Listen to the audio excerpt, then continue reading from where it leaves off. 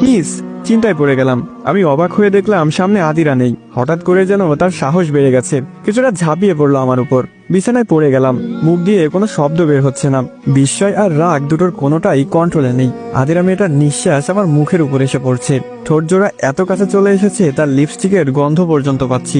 দম বন্ধ হয়ে আসার সময় হয়েছে। কোনো মতেই নিঃশ্বাস নিলাম।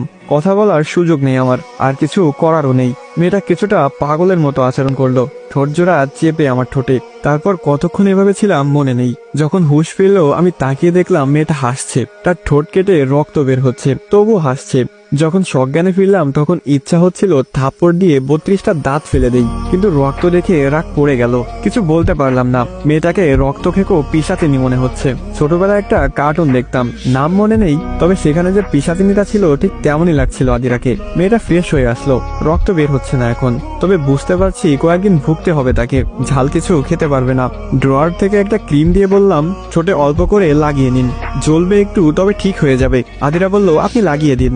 আমি বললাম আমি পারবো না, আপনাকে দিচ্ছি, আপনি নিজে করে নিন। আদিরা বলল আপনি রাগ করেছেন, আবার মারবেন আমাকে? আমি বললাম আদিরা প্লিজ, আপনার অভিনয় থামান, আপনি ধর্ষণ করার চেষ্টা করেছেন আমাকে। আদিরা বলল কি পুরুষ ধর্ষণ? এটা বলেই আদিরা হিহি করে হেসে উঠল। আমি বললাম কি বলতে কি বললাম, বউ হাসছে, হেসেই যাচ্ছে। এই হাসির দিকে তাকালে মায় আটকাতে বাধ্য। তিন্নিকে কখনো এভাবে হাসতে দেখিনি, তবে অনেকটা গম্ভীর ছিল। সবসময় একটা ভাব নিয়ে থাকতো। অনেক ইচ্ছা ছিল মেয়েটা হাসবে, বেশ শব্দ করেই হাসবে। আমি দেখব, আমি শুনবো সে হাসি, মাতাল হব, প্রেমে পড়বো। সে হাসি আমি দেখেছি বটেই, তবে প্রেমে পড়ার সুযোগ নেই। কোথায় যেন পড়েছিলাম, যদি দেখিলে সুন্দরী নারীর অট্ট হাসি, পড়বে প্রেমে সাজা যদিও হয় যাবজ্জীবন বা ফাঁসি। আদিরা বলল শুনছেন? আমি বললাম হ্যাঁ বলুন। আপনি লাগিয়ে দিন না, ভীষণ জ্বলবে, আমি লাগাতে পারবো না, আরো কেটে যাবে চাপ লেগে। আমি বললাম আচ্ছা এদিকে আসুন। আমি মনে হয় আদিরাকে কাছে আসতে বলিনি, বলেছি আসো আমার শরীরের সাথে মিশে যাও। সে এতটাই কাছে এসেছে আমি মাতাল হয়েছি, সত্যি আমি মাতাল হয়েছি। আমি দেখছি সামনে তিন্নি দাঁড়িয়ে, সে ঠোঁটটা এগিয়ে দিয়েছে আমার দিকে। গোলাপের পাপড়ির মতো ঠোঁট, চিকন ঠোঁটে লাল বর্ণ ধারণ করেছে। ঠোঁটে ক্রিম লাগাতেই মেয়েটা এমন একটা ভাব করলো যেন সে প্রচুর ব্যথা পেয়েছে। আমি সরে এলাম। এরপর কি হবে তা আন্দাজ করা কঠিন কিছু না। মেয়েটা একবার কিস করেছে, সাহস বেড়ে গেছে, এখন সুযোগ পেলেই করবে। মানুষ বলতেই এমন, একবার কোনো কঠিন কাজ করার পর সেটা এতটা সহজ মনে হয় যে তখন আমরা ভুলেই যাই এই কাজটা করা সত্যি কতটা কষ্টের ছিল। আদিরার বাসা থেকে লোক এসেছে তাকে নিতে। একজনের দাড়ি সেই লম্বা, দাদু মনে হয়। আমি সেভাবে চিনি না। লোকটাকে সালাম দিলাম। তিনি জানালেন আমাদের নিয়ে যেতে চাই, 3 দিন থাকতে হবে তাদের বাসায়। আমি বুঝিয়ে বললাম আমি যেতে পারবো না। তারা দুপুরে খাওয়া দাওয়া করে আদিরাকে নিয়ে চলে গেল। যাক, কয়েকটা দিন শান্তিতে থাকতে পারবো। সেদিন রাতে ঘুমালাম, তবে মাঝরাতে ঘুম ভেঙে গেল।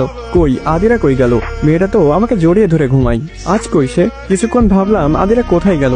মাঝরাতে ঘুম ভেঙে গেলে অনেক কিছুই মনে থাকে না, তেমনটাই হয়েছে। প্রায় মিনিট 5 ভাবার পর মনে হলো আদিরাকে তো পাঠিয়ে দিয়েছি দুপুরে। কিছুটা হাসলাম, কিছুটা ভাবলাম মেয়েটাকে কি সত্যিই ভালোবেসে ফেললাম নাকি। সে রাতে আর ঘুম হলো না। সকাল হতেই কেন জানি আমি চাইছিলাম আদিরা মেয়েটা আসুক, আজই চলে আসুক, আজকে রাতে আবার জড়িয়ে ধরে ঘুমাক। আমি মেয়েটার পাশে পাশে থেকেও একটু লুকিয়ে থাকি। হঠাৎ আদিরাকে নিচে দেখলাম, সে এসেছে, তাড়াহুড়ো করেই আসছে এদিকে। আমি জানি না কেন আদিরাকে দেখে অনেকটা খুশি হয়েছিলাম। মেয়েটা রুমে আসতেই আমাকে জড়িয়ে ধরলো, জড়িয়ে ধরেই কাঁদতে লাগলো।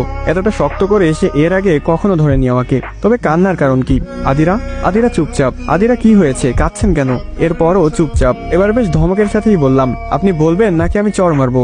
আদিরা কান্না থামিয়ে বলল আচ্ছা আপনি তিন্নি আপুকে পেলে আমাকে ছেড়ে দিবেন তাই না? আমি বললাম হঠাৎ এই প্রশ্ন?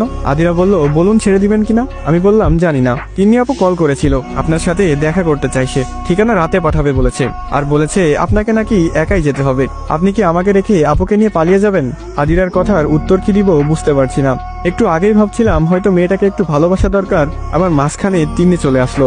আমি কি সত্যিই কালকে তিন্নিকে নিয়ে পালিয়ে যাব? আসসালামু আলাইকুম গাইস, কেমন আছেন সবাই? আশা করি সকলে খুবই ভালো আছেন। তো এখানেই শেষ হয়ে যায় বেলি ফুল পর্ব 4। যদি নেক্সট পার্ট লাগে তাহলে অবশ্যই কমেন্ট করুন, কারণ আপনাদের প্রতিটি কমেন্ট এবং লাইক আমাকে পরবর্তী ভিডিও বানাতে উৎসাহিত করে। তো ভিডিওটি কেমন লেগেছে সেটি অবশ্যই কমেন্ট করে জানাবেন। ইউটিউব থেকে দেখে থাকলে অবশ্যই সাবস্ক্রাইব করবেন এবং টিকটক ফেসবুক থেকে দেখে থাকলে অবশ্যই ফলো করে দিবেন, আর মন থেকে এই ভাইয়ের ভালোবাসা নেবেন। আর আমাদের প্রতিটি ভিডিও টিকটকে আপলোড হওয়ার 1 ঘন্টা আগে ইউটিউবে আপলোড হয়ে থাকে। তো আমার টিকটক আইডির বায়োতে আমার ইউটিউবের লিঙ্কটা দেওয়া আছে, সেখান থেকে গিয়ে সবাই আমার ইউটিউব চ্যানেলটা সাবস্ক্রাইব করে রাখতে পারেন প্রতিটি গল্প সবার আগে দেখার জন্য। তো আজকের মতো এই পর্যন্তই। ভালো থাকবেন, সুস্থ থাকবেন, আল্লাহ হাফেজ গাইস। কি